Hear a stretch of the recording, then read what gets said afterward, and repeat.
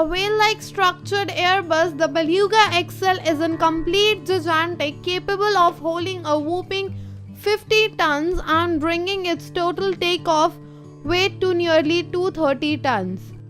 There's absolutely no reason such a massive thing should be capable of getting even an inch off the ground, but thanks to the wonders of physics, it flies just fine. The plane is the successor to the already huge Beluga, featuring 30% more capacity and is expected to enter service in 2019. A huge section of the plane's front end flips wide open to allow cargo to be loaded, unloaded. Large items are fully secured for the flight to avoid any shifting or sliding, which could spell disaster for the plane. The plane is 20 feet longer than a predecessor and has a huge list of upgraded components. Next 9 World Newsroom Report.